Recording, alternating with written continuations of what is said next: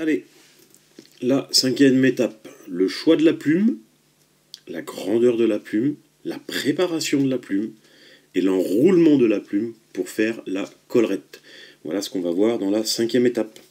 Alors, moi je vous préconise, surtout pour les débutants, d'aller commencer par vous acheter, c'est vrai que c'est un petit peu onéreux on va dire, mais commencez par des lancettes. Et après, quand vous aurez l'habitude, alors ce qu'on appelle la lancette, c'est aussi du saddle, donc c'est pas la lancette, pardon, c'est du saddle. Les saddles, ce sont des fibres, alors je vais mettre un petit peu plus loin, hop là, ce sont des fibres de coup de coque, comme vous pouvez voir ici et ici. Alors là on est sur un 14, là tout à l'heure j'avais du 16, donc la pochette est rangée, mais vous avez chez les constructeurs, ils vous en mettent 4 ou 5 comme ça, et là déjà là-dedans vous faites peut-être entre une quinzaine et une vingtaine de mouches. Donc vous voyez, il n'y a que quelques fibres, mais vous faites une vingtaine de mouches déjà. Et ce sont des plumes qui sont parallèles, avec des fibres parallèles, régulières et très très longues. Et là, ça va vous permettre, vous voyez, là, comme on a un size 14, on sait que c'est pour de l'hameçon 14. On aura un size 16 tout à l'heure pour l'hameçon 16. Et ce qui va vous donner une base, au départ, sur ces plumes-là, pour avoir la taille correspondante à l'hameçon. Parce que, comme vous pouvez voir, les fibres, il faut qu'elles dépassent, voilà, de l'hameçon ici, là, il faut qu'elle dépasse un peu de la courbe, mais pas trop non plus, parce que sinon votre mouche, elle se retrouve comme ça sur l'eau, et je peux vous dire que vous allez en louper des poissons. Donc là, notre mouche, elle va se présenter comme ça, le dernière courbure de l'hameçon va être sous l'eau, et notre mouche, elle sera prenante, et quand le poisson prendra, généralement, il se piquera assez facilement avec l'hameçon. Voilà pourquoi la taille de la plume est très importante. Pourquoi aussi, je vous dis d'aller sur un saddle que plutôt sur un coup de coque. Alors le saddle, le voici. Voilà, c'est une fibre, comme je vous ai dit, c'est une plume avec des fibres régulières, toutes parallèles. Alors que si vous allez sur un coup de coque, vous commencez déjà sur une plume qui est moins grande, donc plus difficile à utiliser, et sur une taille de fibre qui est plus ou moins longue, et qui s'en va en conique et progressivement. Donc ça sera plus difficile à choisir et ça sera plus difficile aussi à avoir la bonne taille de fibre. Donc partez sur un saddle au départ et vous verrez que ça sera plus facile pour vous. Préparation donc maintenant de la plume. Ici sur ce bout de saddle, si on y regarde, on a un côté brillant, donc ça qui est l'extérieur, et un côté mat qui est l'intérieur de la plume. Et quand on y regarde, notre plume elle est bombée comme ça. Le bombé vers l'extérieur, le creux vers l'intérieur. Si vous avez un enroulement qui doit aller dans les sens des aiguilles d'une montre, quand vous allez mettre votre plume devant vous, donc le bombé vers vous, toute la partie droite de la plume, donc toutes les fibres de la plume côté droit, ne vous servira pas. Donc là, on va dresser les fibres, voilà. Alors on évite de faire ça, hein, parce que ça abîme un peu les fibres. Mais il faut y aller vraiment par parcimonie. Voilà.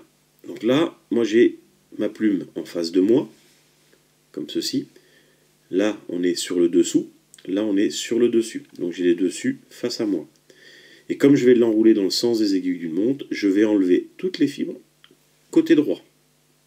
En prenant ici et en tirant comme ceci.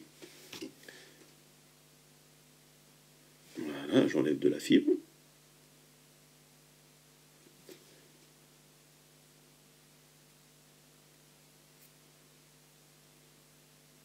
Voilà, ma plume est prête.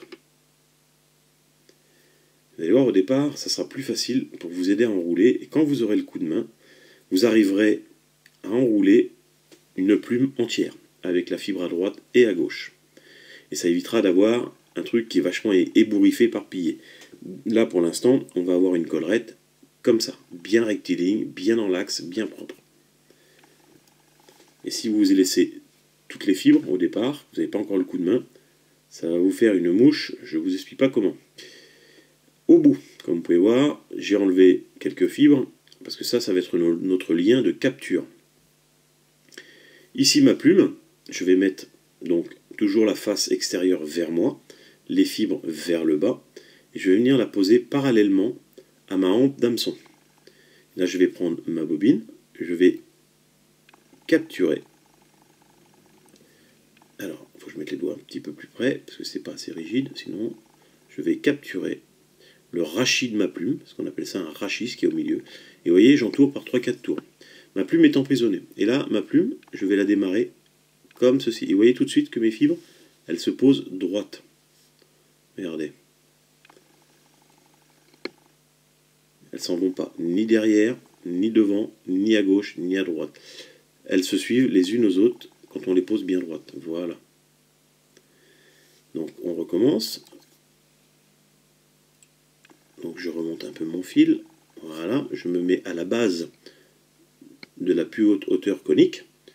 Je prends ma plume, les fibres vers le bas, le rachis, le bout du rachis vers la droite. Je viens avec mon fil capturer ce rachis. Alors attention, je ne mets pas ma base de fil à base des fibres. Je vais mettre mon fil, si vous préférez, ici. Vous voyez, je laisse de l'espace. Mes fibres ne commencent pas tout de suite. Parce que ça va pouvoir me permettre de donner le sens d'enroulement à ma plume. Si on est trop collé, le sens, on ne pourra pas le donner et on va se retrouver avec des fibres à gauche et à droite. Donc elles ne seront pas bien alignées. Donc là, j'ai fait prisonnier mes fibres, mon rachis, je fais 3-4 tours, je reviens vers la tête, voilà, 3-4 tours finis, je soulève avec mon doigt le petit déchet de rachis, je coupe l'excédent, et là je viens vers la tête, ici. Je laisse toujours un peu d'espace. Avec mes doigts, et c'est ça aussi qui est bien avec un saddle, vous n'avez pas besoin de pince pour pouvoir enrouler. Je prends ma plume, je l'emmène vers devant, comme ça je tire un peu dessus pour casser un peu mon rachis, pour lui donner une forme. Et là vous avez à plat, je m'en vais hop, face à la caméra. Et là je vais commencer à enrouler quand je serai bien perpendiculaire. Et là j'enroule tout doucement, ça sert à rien d'aller trop vite, et je vais enrouler en spire jointive, mais pas en chevauchant les unes sur l'autre. J'y vais tout doucement, en allant vers l'avant. Et là après, suivant votre goût, votre choix et votre couleur, vous déterminerez le nombre de tours que vous voulez donner à votre collerette. Plus elle sera épaisse, plus elle aura de prise au vent, et plus vous aurez votre pointe qui va torsader.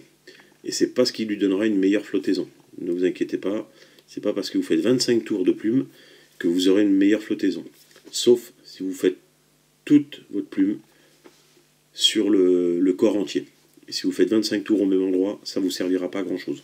Sauf à vriller votre bas de ligne. Alors là, comme vous avez pu voir, on va redéfaire. Hop, c'est ce qui est le plus difficile dans une mouche, un tour défaire quand c'était bien propre. Mais c'est pour vous. Donc voilà, donc comme on l'a dit, notre plume a été posée, les fibres vers le bas à la base. Je ramène ma plume vers l'avant, sans tirer trop fort, hein, vous voyez, je ne tire pas comme un fou, je ne la mets pas à l'équerre, je la ramène vers l'avant. Et là, je vais basculer vers l'extérieur, vers ma caméra. Tac. Là, je suis perpendiculaire. Donc on ne voit pas bien les fibres, voilà. Les fibres, elles sont droites. Et là, je descends, je passe en dessous de ma mouche, je fais un tour. Je passe par-dessus en étant bien jointif. Et là, j'attaque mon deuxième tour. 3 tours. 4 tours. 5 tours. Et 6 tours. Pour moi, ça sera 6.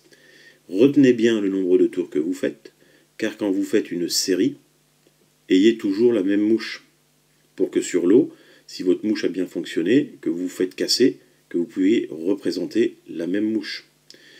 Donc là, comme notre plume elle est là, on va emmener notre plume vers l'avant. Donc là, on est derrière notre bobine, hein. Notre bobine est entre la caméra et l'hameçon.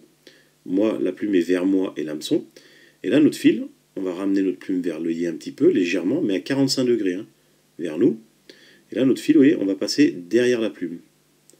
Et là, on va venir emprisonner notre plume. Là, je fais un tour, je laisse tomber mon bobine de fil, je la récupère par-dessous, je la repasse par-dessus, et je fais 2 tours. Et vous voyez, mes 2 tours se sont toujours faits sans lâcher mes fibres ici. Là, quand j'ai fait 2 tours, je rattaque même sur un 3e tour et je peux commencer à lâcher la fibre. Et là, le 3e tour. Voilà. Ma plume, hop là, si je fais des bêtises, ça ne va pas aller. Ma plume est lâchée. Donc ma fibre ici. Maintenant, je peux prendre mon ciseau et aller couper au plus près possible de mon hameçon sans couper le fil de montage. C'est pour ça que je me permets de tourner ma bobine, parce que mon fil se trouvant par là-bas, de l'autre côté, et mon rachis vers moi. Ça me permet de ne pas être dans l'alignement de mon hameçon, enfin de mon fil de montage, et d'être tranquille. Donc voilà, on vient de voir notre 5e étape, l'enroulement de notre collerette, notre choix de plume et notre préparation de plume. Allez, on part pour le 6e et le dernière étape, monter la tête.